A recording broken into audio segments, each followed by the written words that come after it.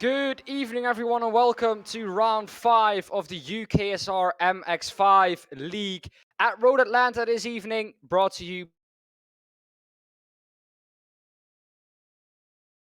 Today, we're up for a cracker at Road Atlanta. It's the short track, not the track we usually know from Petit Le Mans. Of course, very famous this track for it. If you want to join us, be sure to go to the website uksimracing.co.uk. The schedule for this evening, as always, is a 30-minute practice, which is already going on. Qualifying 10 minutes. It's a close qualifying. Drivers have 2 laps to put their quickest lap in. Warm-up will be 5 minutes just before the race to have a final warm-up and to do the things you need to do. And then we have a 35-minute race. As you can see out on track, Alex Williams already in P1. As we know from him, he's a very, very quick driver. Normally, I wouldn't be here. It's my first time doing this league. I was looking, of course, to watch some of the broadcasts back to get used to the liveries, the drivers, how to pronounce their names. But I could only find the one from 3 weeks ago.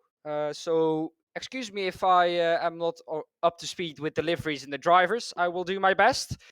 But yeah, yeah, like I said, we're up for a cracker, and the championship is also as close as it has ever been. Alex Williams, like you can see on your screen right now, in first place. He won 3 out of the last 4 races. Got 4th in race 4, where he spun himself 9 seconds, came back from the back of the field. 96 points for him. Murray Luker, he is in second place, only 9 points behind Alex. Personally, I expected when I looked at how it all finished, for the gap to be a little bit bigger, but the points difference between all the positions are not that big, so all up for grabs still. Ollie Pimpley in P3 with 78 points. Joey Scott in P4 with 75. Then we have a little bit of a bigger gap to Bevan Thompson with 63 points. Together with him on 63 points, James Kirsup. Then we have Stephen Hilton in 7th place on 60 points. James Parfitt on 57 points in 8th. 9th, Dave Noonan on 56 points. 55 points for Darren Sharpless. 11th in the standings is then Thomas Barchak with 47 points. Sean Clark in 12th on 44.42 points for Andrew Jones. 14 points for Ricky Pink. And 15th and last in the standings is Connor DM Craven with 16 points. 2.5 minutes left of practice at the moment, and like I said, it's a short track. It provides us with some amazing racing. 10 turns this track. The normal track, of course, as we know, the big road Atlanta has 12, but we do not take the 2 corners at the far end of the track. So 10 corners here for you this evening. A pit speed of 45 miles an hour, 72 kilometers an hour. And of course, located here in Brazil, Georgia, USA.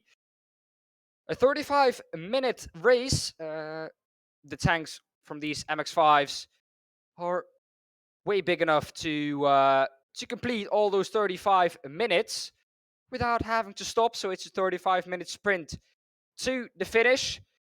And yeah, this track has changed quite a lot since it has opened in 1970. Of course, we know it from the big race here, the Petit Le Mans, being held in the real alive world in, I think, a couple of weeks' time, not too long. And that's the end as well, I think, of the IMSA endurance season. But yeah, 2 races to go here in the UKSR MX5 League. Second to last is one, of course, like we know, the championship could be won this evening, although it is looking unlikely with the points difference between all the positions, as we're now inside the last minute of practice. I want to talk about the track a little bit. If we could go on board with someone who is starting their lap in qualifying, that could be handy, so we can show you around the track. It's a track that is challenging on different occasions. You have, like you can see here, the drop down into chicane. And if you come to the chicane from the far end of the track, you do enter this with quite a lot of speed because you have a long straight ahead of this. This track mostly dominated by corners. The first sector is very, very tricky as well. You go uphill after the first turn and then you drop down. Those famous S's that we all know on this track. 3 seconds now to go in practice. This is all done doing the last practice starts here. As we can see, we do have a rundown for you of all the races that have gone ahead. Go over them for you right now. Race 1, it was Alex Williams who took a convincing victory out of Murray Luke. Then it was C. Anthony who was in P3. Alex Williams in P1. And again, Ollie Pimley, excuse me there, in P2 and Andrew Jones in P3. So, like I said, race 2 also won by Alex. And at this point, you're thinking like, okay, how many can Alex go on to win? Race 3, I can tell you, Alex won it again. Murray Luke behind him in P2 and James Hearsup in P3. Race 4, very, very surprising. It wasn't Alex who won it. James Scott won it. Murray Luke ahead of that or behind that. And then Ollie Pimbley again in P3. Do excuse me for the names I do not pronounce correctly, but I am trying my best. As we can see now on the bottom of your screen, we have the all the times or all the sector times on the bottom for the qualifying, a close qualifying, so you won't see any other drivers on the track. We're looking at the moment on board with Alex Williams, our championship leader, and he's now going into the last couple of corners across the finish line then. Flat all the way around. Turn 1, let's see what he can do here. This corner, normally not flat, no, a little bit of a lift. Down to 3rd gear, then up the hill, like I said. Blind entry into turn 2 and 3. Here we go, clip the inside here on turn 3. Then the downhill section, the S's here. Normally at the end of the S's here, when we drop downhill, we go to the left. But this is the short circuit, so we go off to the right here. You want to open it up as much as possible to the right. Here we go. Then we have a long, long right-hander. This goes on for ages. And we're going to drop down the hill again in a bit. Still in a right-hander. It does ease off a little bit, so the tires won't scream that much. Dropping downhill then. Braking for the chicane. Down to 2nd gear.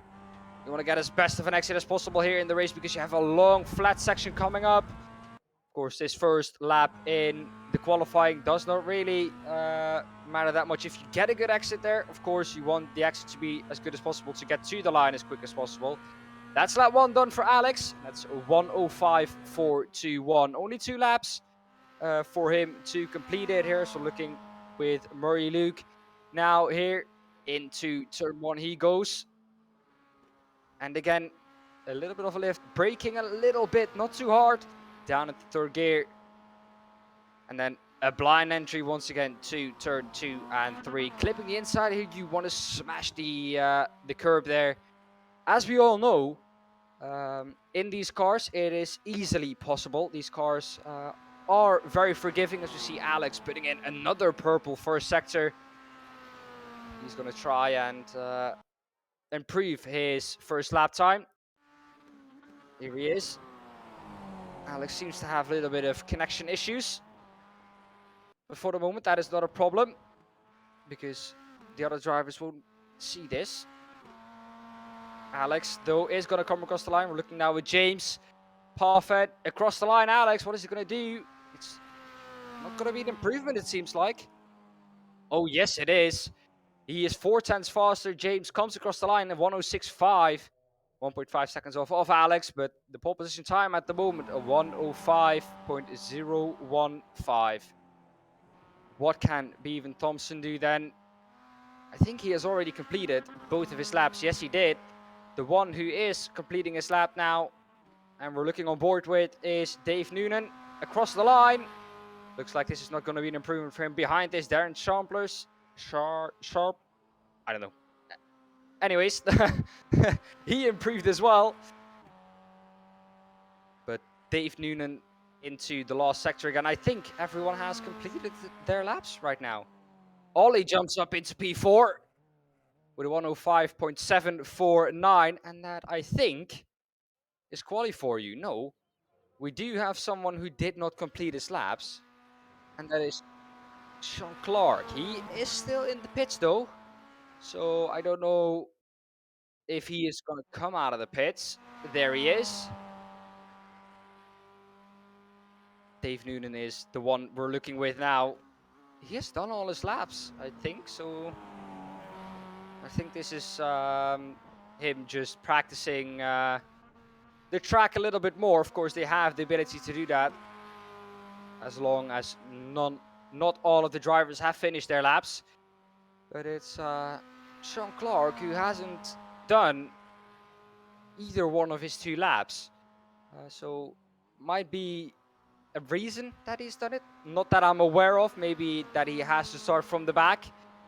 But yeah, at the moment, he is also not out on track to post his laps. Maybe he's just waiting until the last couple of minutes are in. We do have a couple of people in chat. James, he is driving at the moment. He is in P11 with a 106.5. And as ever with these cars, the gaps are very, very small. Of course, we do have Alex with that 0.3 of a gap. But for P2 and 3, the gap there is 2 thousandths of a second. As we're now at the end of qualifying, we will have a standing start for the people who were questioning that. James says, yeah, man, I'm slow, so it will be fun to climb through the places. Well, he will have quite some work to do. I think he qualified in. Let me quickly check this. See, James Parfitt. Now it shows up on my time screen in 4th, but I'm hearing that he qualified in 11th because we're now in warm up. The grid will be coming up to you once we get to the race. In chat, James, I've got this. It's fine. Well, James, I fully believe in you. We know that, or I looked at the results from the last races. Your average starting position was around P9, from what I could quickly see. So a little bit below average in qualifying, but like we know, the lower you start, the easier it will be for you to make places in the race. So yes, I do believe that you can gain quite a lot of positions, and I think as long as you stay clean, you will at least gain 2 or 3 positions. Because as we know, with the close racing we have in the Mazda MX5, in all Mazda MX5 races, there will be a couple or maybe 1 or 2 people who will suffer from damage or that will be involved in a crash. Why are you planning on crashing people out, eh? Well, I don't think he's planning on crashing people out, but hey, it could be a tactic, but I don't think one that will be appreciated by the community. So I don't think that's a tactic that he will go for. But hey, James, as we know you're someone who is consistent, and that can bring you a long way in races. So best of luck, Mr. James Parfitt, as we call him, in the race.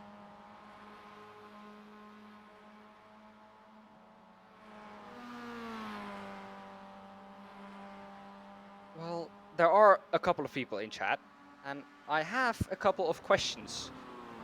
To be specific, to who are we expecting to win? I will be interesting to see your reactions on that. And where do we think? I'm just gonna pick out a random driver. Is Sean Clark, the one who did not qualify, gonna finish? Where is he gonna finish? That is my question to you. I'll be looking to see your answers. I myself think that Sean Clark is gonna, because I'm not gonna sit on the fence here. I myself think that he is gonna finish 7th, where he is right now. I don't know. I just have something with the number 7. for him. And I think, as we've all seen, it will be Alex who will win this race. He's looking very strong again, a gap of 3/10 in qualifying in the race with slipstream, of course. That will be a little bit less, a track that is depending on quite a lot of slipstream, this one. James says, nah, not my style. They do well enough on their own. Okay. Dairy enough from you there, sir, to say that. But yeah, those are my how do I say it? Those are my things to look forward to for the race. And I think because of course this being such a short track, 1 minute 05 with an MX5, then you know it's quite a short track. We will see, I think, fighting throughout the whole 35 minutes. And I think, James, just by feeling, you will finish in the top 5. I just have a feeling today that because I am here, you are gonna do superb this race. So go on, young lad, and impress us. Murray Luker, though, at the moment in first place in this warm-up. A minute to go, less even 10 seconds. And then we will be heading to the race 35 minutes. And I think a lap, because 35 minutes will, I think, allude to around 32 laps, around that, 32 to 33 laps. But there is an end now to the warm-up, and we go to the race. And the grid is here for you. Alex Williams, like I said, in P1, Bevan Thompson P2, Murray Luker in P3, Ollie Pimley in P4, Joey Scott in P5, 6th, James Kirsup, 7th, Stephen Hilton, 8th, Dave Noonan, 9th, Paul Lustau, I tried my best, Thomas in P10, 11th, James Parfitt, 12th, Darren Sharpless, and I do think we have someone behind that. Sean Clark is a P13, but it's not showing up on... There he is. Ready for the start then. The gridding is done. We have the 5 red lights on for you. And it's green, green, green for the race here at Road Atlanta. And it seems like Alex Williams has gone off to a good start. Bevan Thompson is looking to get alongside him for T1. A little bit further back though, Murray Luker and Ollie Pimley for P4 fighting. Just behind that though, James Kirsup and Joey Scott side by side, and that is Bevan Thompson going off into turn 2. Can he stay out of the way of everyone? Yes, he can. Luckily, no one being caught up in that, and that was just his own mistake. Sadly, he's down now to P11, and that has improved a couple of people up quite a lot of positions. James Parfitt in P9, looking with Joey Scott now. He's in P4, looking to try and get up to the back of Ollie Pimley. Can he do so? The gap now at the moment is 6/10. He has to defend from James Kirsup behind him. And he's now going to try and go down the inside of the chicane. He's just a little bit too far back to make that move work. And now it is all settling in quite nicely. A little bit further back though, we have a battle for P89. Thomas Barchuk and James Parfitt, I think almost side by side. Never mind, that gap 2/10 now. But James Parfitt had a massive start, a rocket start, and he's looking to gain another position here, trying to get up into P8. Into turn 1 he goes then. Can he stay close? Because as we know, turn 3, a good overtaking opportunity because you're going down to quite low speeds. He's gonna smash the curb like we see, just a little bit tighter than Thomas Barchuk ahead of him. He's now all over Thomas. Can he make this one work? Not really an overtaking opportunity here down the hill. This left-hander then maybe taking it tighter. Yes, he does. Up the inside goes James. And that is Thomas off the track. That is not where you want to be. Oh, a spin and nearly catching, I think, Dave Noonan, that is. But a battle for the lead. Alex Williams under attack from Murray Luker. Fence off the first attack, but Murray with the better exit. Can he make this one work? He's up the inside for the last corner. This surely will give him the better line into turn 1, 2, and 3. Oh, a little bit of oversteer. He has to lift off. And that is going to allow Alex to take more speed through the last corner and get out ahead. Like, oh, up the inside there. All of a sudden goes Murray Luker. Never mind, that is Ollie Pimley going up the inside. I got it all wrong there. Smashing the curb once again on turn 3. But that is some amazing fighting here going on for the top positions. James Kearsop now getting close to the back of Jamie Scott for P4 and 5 as well. 3/10s that gap. As we know now, after the first couple of laps, the race is settling down a little bit.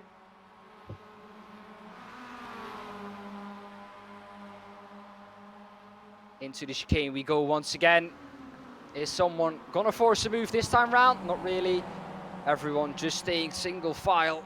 But a lot of people missing the inside apex, just maybe taking a little bit too much speed through with the fuel that they have on board at the moment. The heavier car, but up the back of James is Steven now. Is he gonna try and make this move up the inside? The inside is gonna, no, it's not gonna be defended, and that is gonna leave the inside open for Steven to just throw his car into. Not gonna be able to do so, looking around the outside for turn 3 now. But that is never gonna work, because you of course go out to the outside, you drift out to the outside at the exit of turn 3. At the head of the field though, I think it's once again Joey Scott battling with Ollie Pimley for P3 and P4, the last podium position. As we see in the back, they're very, very close, going up to the chicane. As we take a look now on board with Joey Scott, he's going to try and force the move up the inside. Is he going to make this one work? They're side by side going into the chicane, and he's ahead on the exit. I think it will be Ollie who will now look to try and get the better exit. Side by side, a little bit further back is Chase Parfitt, together with Bevan Thompson, losing another position there to Darren Sharpless. And now looking to gain the position from James Parfitt as well.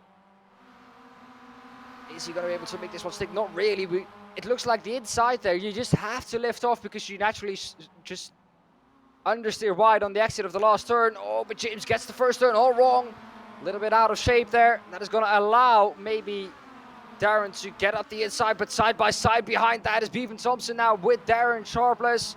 They keep it single file after turn 3, but this is amazing. Look at the fight. 4 people fighting for P8 this is. It looks like James now has a little bit of a break, a little bit further back. So I think it will be Bevan Thompson under attack from Dave Noonan. I have to say, oh, a little bit of a crash there. I think Dave Noonan got caught up in that.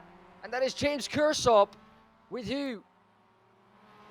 We might get a replay from that. Dave Noonan, Jess, like I said, he did get caught up in that. And I think that was the spinning James Kearsop. We'll get a replay for you. And James Parfitt also with a crash here, together with Darren Sharpless. It's all kicking off here after 5 minutes in this race. Around the outside now goes Paul Lustu, and that is positions gained for him. All 3 positions, all freebies. I can tell you, he likes that. But I don't know if we can get a replay of the crash that occurred. There we have it. James Kearsop, what happened? Oh, does he get touched from behind? Yes, he does, into the wall. And it's just him. Oh, and then the aftermath of that results in Paul Lustu also getting caught up in that. That is very, very unfortunate. You can see the crash happening here once again. The crash happens, and then I think it's Bevan Thompson who I think, is just ahead of that. He just drives into him. And that is just not enough time to react, but then I think it is now. Here, look at this. Yeah, oh, that is not a good rejoin. Oh, and Dave Noonan will not be happy with that. And that is James Kearsop with a very, very, if I may say so, bad rejoin. Did not look maybe on his relative, and that is, and he sadly takes out Dave Noonan with that. But the fight for the lead is not over yet. Murray Luker on the back of Alex Williams once again. The slipstream, like I said, is keeping him very close to the back of him. Oh, Alex still with some connection issues. That is, I think, making the job for Murray Luker a little bit more difficult. At least I wouldn't be happy with that. Ollie Pimley, what have you been up to, my friend? Oh, on the grass, don't touch the grass. You're gonna go wide there. Keep it in a straight line and you'll be fine. Don't touch the wall on the inside. Oh, getting very close there, but he just, like I said, straight line that, and that is damage limitation there from him. Getting all out of shape now, being pressurized by Stephen Hilton. After that mistake, Ollie Pimley has to gather himself up again. This is for P4. And it looks like Stephen Hilton has the better exit. Is he going to try and do something into turn 1? He's definitely close enough up the inside to turn 1. Is he going to be able to make this one stick up the inside? And that's an easy pass for him. But the exit now will be for Ollie Pimley. But the run up to turn 2 and 3 is just a little bit too short for him to do anything about that. And that is position gained, but a little bit wide here once again for Stephen Hilton. He is ahead, but he still needs to keep ahead. Side by side into the S's, and that is never going to work. And Ollie Pimley luckily backs out of that. Otherwise, there would have been another crash, I think, because that section is just nearly flat in these MX5 cars. And you cannot go through that side by side flat. So it would have needed to be a little bit of both drivers lifting off there in order to make that work into the chicane. Getting very close once again. Ollie is not giving up on this fight. He might have been overtaken, but he is not settling for P5. A little bit further up the road, we do have Murray Luker once again, or still within 3/10 of Alex. Ollie Pimley, we're looking on board now. As we switch now to Murray Luker, this battle, if he can just keep Alex honest and not let him get away, I think he will do a very good job on just pressurizing him and not letting him get away, like I said, and maybe force him into a little mistake. Oh, I thought he was off the track there, but it was just him disconnecting once again. It's throwing me off, but now the exit looks to be very good from Murray Luker.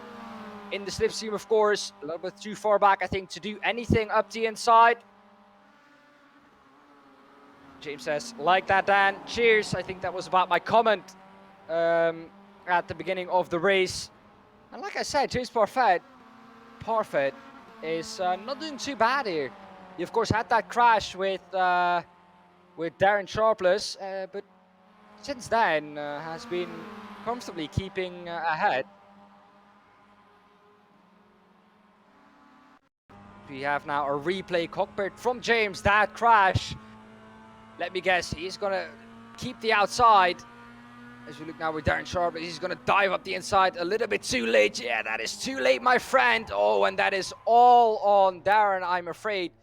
Getting caught up in that accident as well is Bevan Thompson, I think. And then trying to drive after that incident once again. They touched again, but now side by side.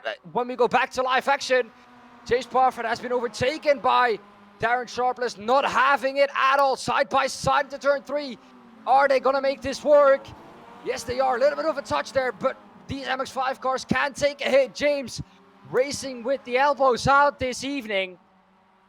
And I haven't seen him do this a lot, but James really, really aggressive with his moves this evening. But sadly for him, he has to slot in behind Darren once again. But this fight, I think, not over yet. A little bit further up the road, P4 and P5 here. Ollie Pimley trying to once again get ahead of Stephen Hilton up the inside of turn 1. And I think this has moved on. The inside of turn 1 is so much favored. I don't know why he didn't defend it. Why didn't Stephen defend it? That's my question to him. But maybe trying to get the better exit. But the run to turn 3 is just way too short for him to make that work. But side by side once again here in the last corner are James and Darren once again. Like I said, this fight not over. And Darren going wide and has to get off throttle and let James pass once again. That is a little bit too far to the inside, James, buddy. But he makes it work. And now side by side into turn 3 once again. And Darren backs out of that. This fighting is just amazing. We just cannot get a breather. And now once again into the chicane. Maybe Stephen Hilton chucking it up the inside. Not really. Looks like Ollie now with the better entry. But the exit, trust me, is going to be for Stephen Hilton. And is he now going to try and get the inside for the last corner once again? No, he's slotting in behind, maybe looking to do it at turn 1. Is Ollie now going to defend the inside? Or doesn't he even need to? Yes, he will. It will be Stephen Hilton who will now slot in behind Ollie. The fight for the lead still as fierce as ever, but Darren Sharpless and James Parfitt once again side by side going into the last corner. The inside has to lift off a little bit here, and that is very smart from James. They're taking the wider line, but is it going to work into turn 1? The inside defended by Darren, so he has to go the long way around, and like I said, that will never work, but the exit now will be for James. He's almost pushing him up to turn 3. And because of that, he has to stay behind. But all this fighting has allowed Sean Clark to catch up to the back of these two. So at some point, or at what point, are they going to say, okay, we'll stop fighting for a second now, increase this lead to Sean once again, and then maybe start fighting again? No, Jay's very wide here, touching the grass. The outside tires won't have grip there. So he's lucky to keep his car going. Side by side as well now is Ollie Pimley. There is action all over the field. And Ollie, once again, behind Stephen Hilton. He has to slot in behind him for turn 1. And through all this fighting, I really haven't realized that we're already almost 15 minutes into this race, and the gap for P1 still 4 tenths. So still as fierce as ever. Sean Clark now up the back of James Parfitt. What has happened there that the gap is suddenly so big? Maybe he has gone off track. Maybe something happened, but maybe that he would just gone wide. But looks like James Parfitt has the edge over Darren Sharpless here, catching out to the back very quickly once again. 6 tenths, gaining 4 tenths from turn 1 to turn 4. And up to the back of Darren Sharpless is James Parfitt. Maybe a slowdown. Otherwise, I couldn't explain the fact that James has now caught up 8 tenths in just the space of 3-4 corners and cannot drive away from him. Joby Scott, though, now 5.6 seconds back and 6.6 seconds ahead of Stephen Hilton. Really, at the moment, driving a lonely race. But these two are going at it hammer and tong for the whole 15 minutes, really. Ollie Pimley and Stephen Hilton. A little bit further back, though, we have still the fight going on for Darren Sharpless and James Parfitt. Look how tight James can keep that car. And now he is making it clear that he wants to go for the inside once again here. Is he going to be able to do so? Not really. Brakes a little bit earlier. Oh, the exit. Yeah, here he goes. Way quicker once again. Oh, but he has to lift. Or the outside closes because the track goes to the left here. But now maybe the better exit for James Parfitt. Up the inside. Oh, look how close it is. Gets chopped off by Darren Sharpless. This battle, man, I don't think I have had 5 seconds of just letting my voice rest for just 5 seconds, because this fight and the fight all over the field for P4 and 5, they've been going on for the 15 minutes that we've been racing now, 16 almost. And up the inside now, Ollie Pimley, not going to be able to make that one. The exit here, as you can see, they're much more on terms if we look at the exit. As you can see, drifting out to the outside there. That's something that the car naturally does, and that is why you can't go through there side by side. But the battles now have seemed to slow down a little bit. Battle for P8, 9, and 10. 3 people now in that fight. James Parfitt really, really close to Darren Sharpless. If we look on the tower on the left. And yes, it is once again going downhill. It looks like from turn 1 to basically the downhill section, James is really, really quick. And then basically the section after that, James has the slipstream here on the right-hander, the long right-hander after the downhill. Oh, getting squeezed to the inside.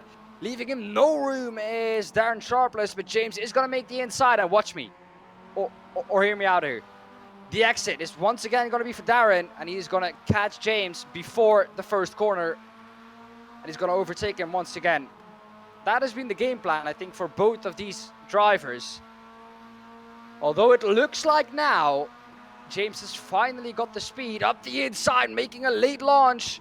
Not going to be able to make that one work. The tight line there, not really favored. And now James has a little bit of a break. Can he now drive away from Darren Sharpless and leave him to fight with Sean Clark? That would be good for him. Oh, was a little bit wide there, but it seems like he is increasing that gap.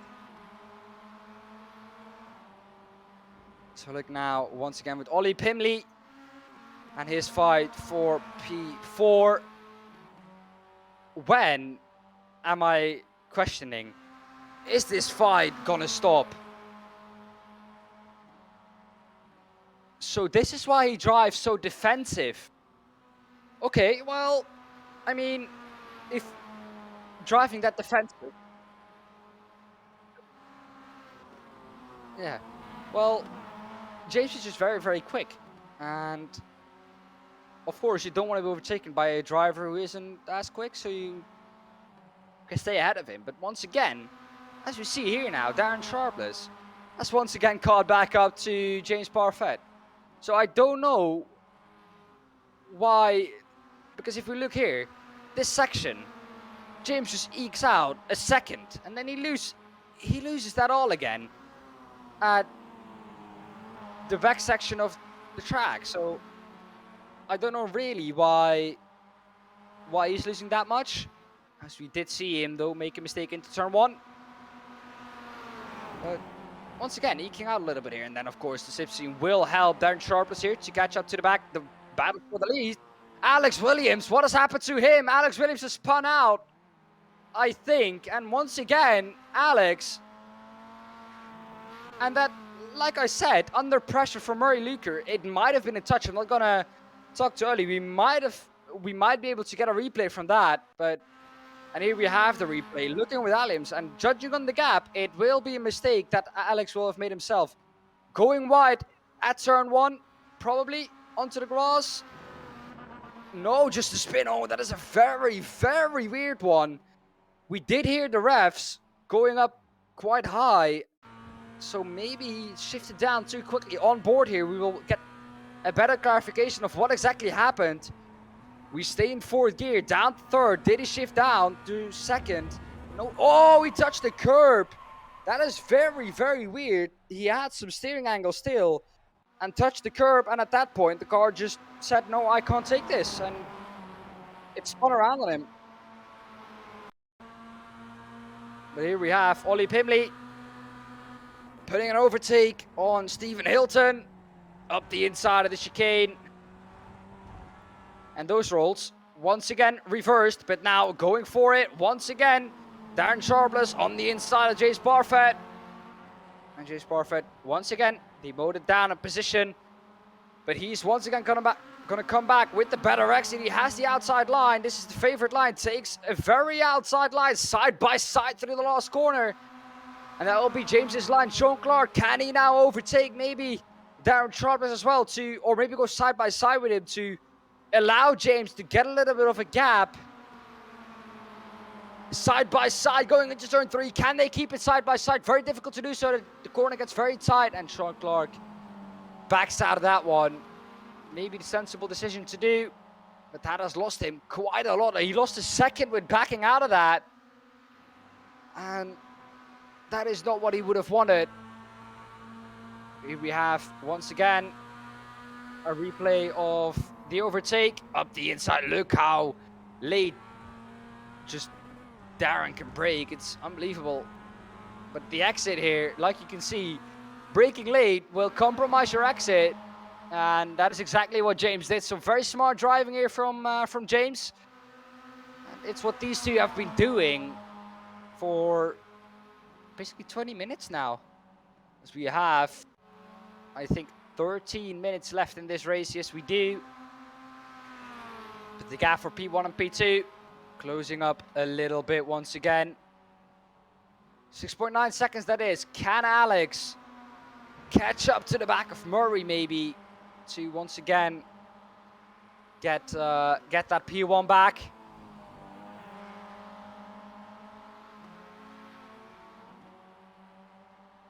Alex Williams, though, for the second race in a row, looking like under pressure, he might crack sometimes. Do you know that at the first race he had quite a big gap? But now the gap was a little bit bigger, not too big, but yeah, as we know, 7 seconds is the gap he now has to catch up to Murray Luker. Let's see if he can do that, but we're looking with James Parfitt. And in 9th, just behind him, is Darren Sharpless. It looks like the slipstream here is so effective. Ollie Pimley here ahead of Stephen Hilton. This battle still going on. They haven't taken a break yet. It's amazing to watch these two scrap over P4 and P5, but it's not helping them catching up to Yomi Scott ahead of him. Here is Yomi Scott in P3. What happened to him? Did he touch the outside? Or yes, he did touch the grass. And once again, Yomi off the track. He did this before, and he keeps it in the straight line once again. Continues his way, although that was a little bit clumsy there, getting onto the grass once again. Stephen Hilton looking to overtake Ollie Pimley once again, but it looks like Ollie at the moment, as he does make a mistake. Commentator's curse there. I'm sorry, Ollie. Seems like Ollie did have a little bit of a gap, and maybe Stephen is now suffering a little bit of time, or a little bit of a lift there. Normally that part is flat, but for now he had to lift a little bit there. James Parfitt once again a 10th ahead of Darren Sharpless up the inside of turn 1. Is he going to be able to make this one stick? Not really. Gonna have to slot in behind once again. Well, let me tell you, I came into this commentary booth with basically the expectation of, well, it's gonna be close, but after like 10-15 minutes you will need some topics to talk about, but it has never been like that for now. There has been action all over the field for P4, P5, P8, P9, P10, just non-stop action, and these two still going at it since the beginning of the race, and this gap still within 2/10. They, at this point, I have a feeling they're just going to go side by side over the finish. Stephen Hilton looking to make the move, the better exit here. Oh, look how close he gets to the grass here. He can keep it tighter. He will travel the least distance. Oh, James, what have you been up to? P10. He's now going to be overtaken by Thomas Barchuk. What has happened to him? Here we have it, the replay. Oh, no, don't tell me he touched the inside. No, James, he was underway so well. Finally had a little bit of a gap to Darren Sharpless. And after all of that, he plummets into the wall, and he's into the pits now. Tried to get that car repaired. Ollie Pimley, though, keeping ahead of Stephen Hilton. This is for now, I think, the only fight we will see on track, because I think Sean Clark will drop back a little bit from Darren Sharpless, because the fighting is really the thing that brought him close to the pair. So I think this will be the fight that we'll be looking at for the rest of those 9 minutes. If maybe Alex Williams can catch up to Murray Luker. The gap now, 5.1. So he is closing in. The question is he closing in quick enough?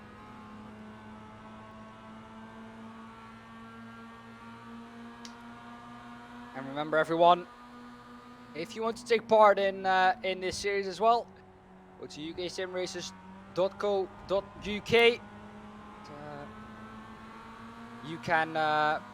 You can take part in these races as well, because as you can see, it's absolutely amazing. Side by side once again through the last corner. Stephen Hilton ahead of Ollie Pimley now. Roles are once again reversed. Let's see now, maybe Stephen Hilton can create a little bit of a gap. If not, it's once again, I think, going to be Ollie Pimley into the chicane, I guess, or I reckon, making the move and getting ahead of Ollie once again. But then On the exit, Ollie will do exactly the same as James did. Get the better exit and just drive past again onto the front straight.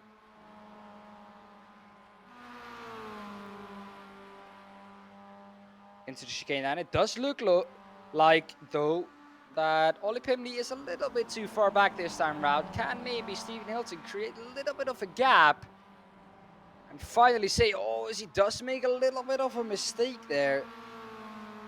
As he does say now, okay, well, I've had enough of all this fighting. I am out of here, but it does not seem like that will be the case.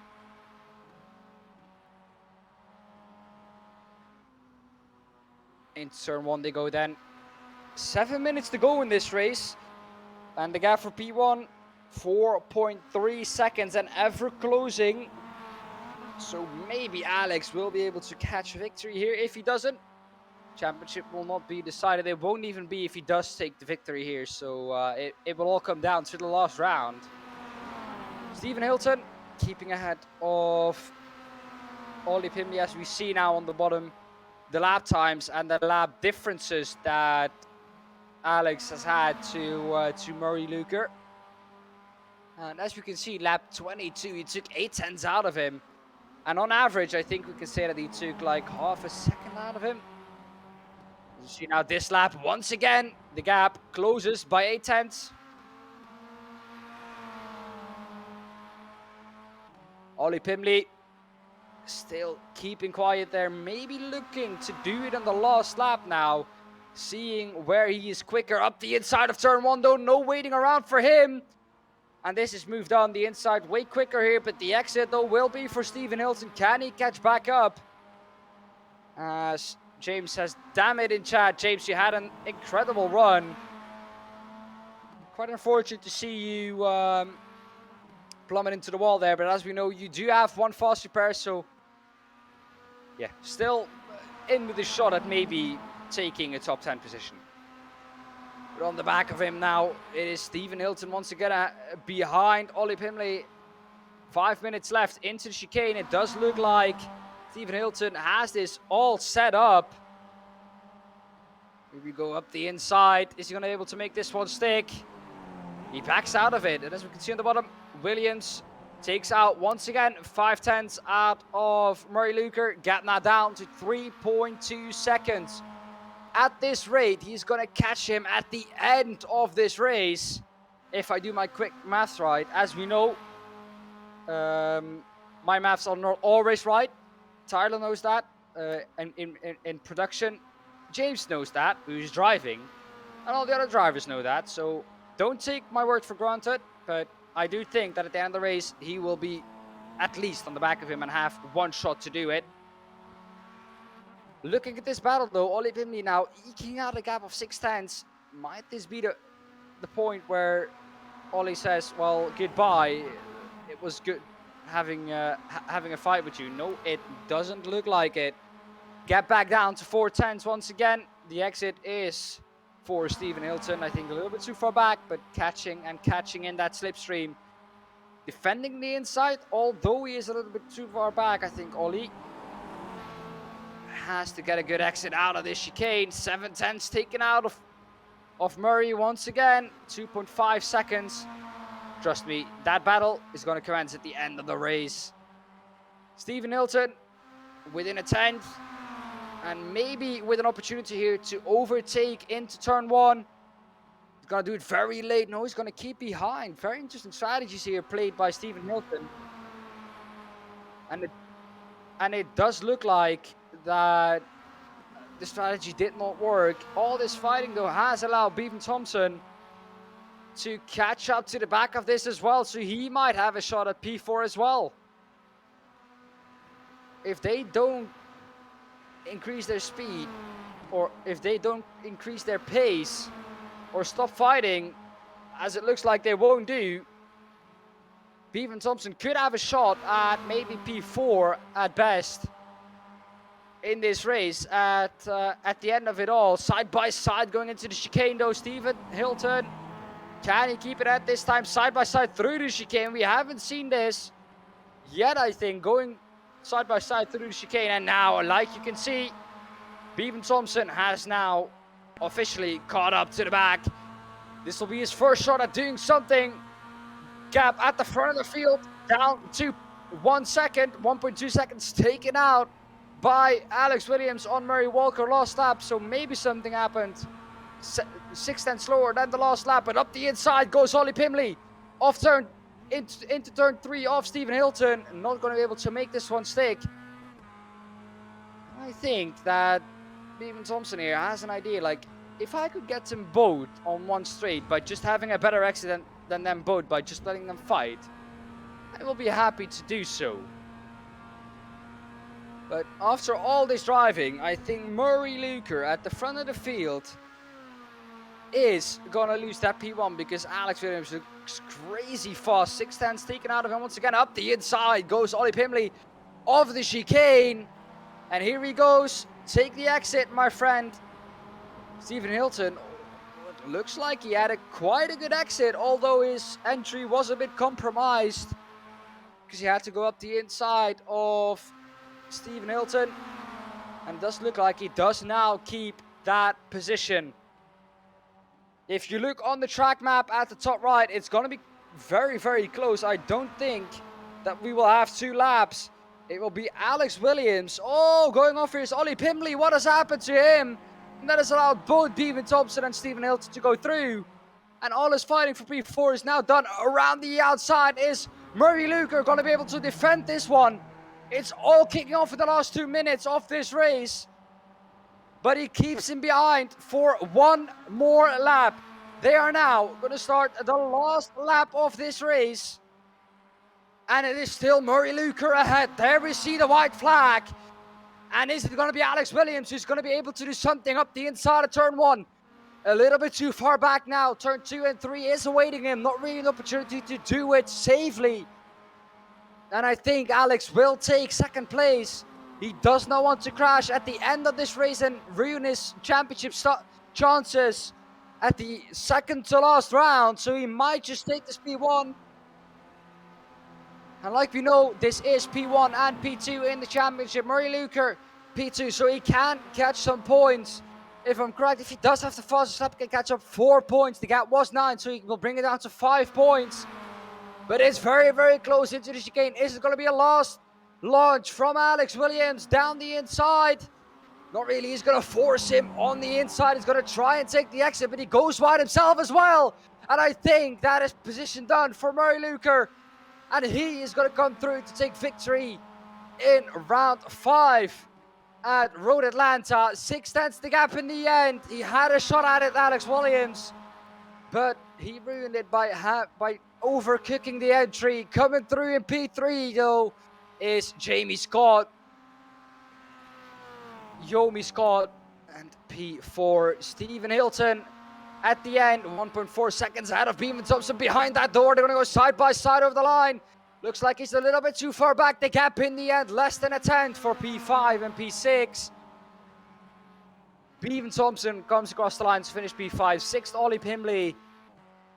Paul, once again, Lousteau comes through to finish P7. I guess that's French by his last name. Darren Sharpless is in P8 at the moment. It looks like he's going to finish there as well. Sean Clark is just behind him. An amazing race we've seen here this evening, and it's sadly all going to come to an end now. To all fun things come an end, they say, and Sean Clark is the last one to come across the line and to finish off what has been an amazing race. And I cannot just say less than wow, wow, wow. Impressive stuff all around the field.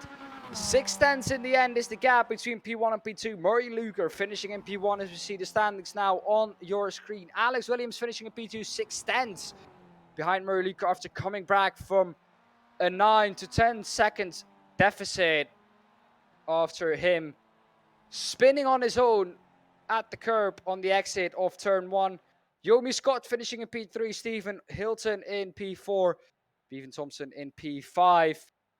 That gap quite close as well together with Ollie Pimley. The gap at the end there, 1.5 tenths, even less. Paul Lustu in P7, 8th Darren Sharpless. That gap also very, very close with Sean Clark. Like I said, amazing stuff all over the field. Thomas Barzak in P10. Difficult names to pronounce, I have to say. Dave Noonan in P11, all a lap down. Then James Parfitt. We saw him having quite a good race, but sadly, like I said at the beginning of the race, if you finish or if you qualify in P11, it's going to be easy for you to make up positions. Well, James, you can blame that one on me. He finishes P12 and actually loses a position of the two he could lose. And James Kirsop loses quite a lot of positions, 20 laps down. We saw what happened to him. He had that crash at the exit of the SS. He got taken out, I think. Here we see it once again. Oh, this is at the end of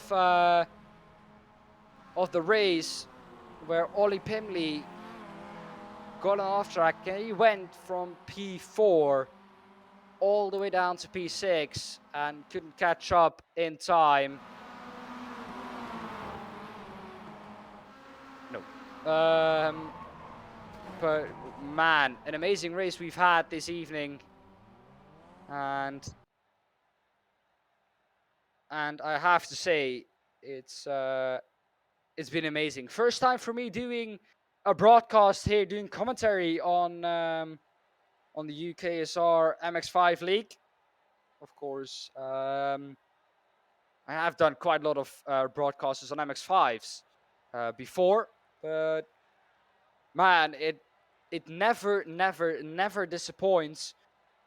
And was a good battle though between you and Darren. That is reacting to James Parfitt. Yeah, man, the battle between those two, and at the end, where it became a three-way fight, absolutely amazing.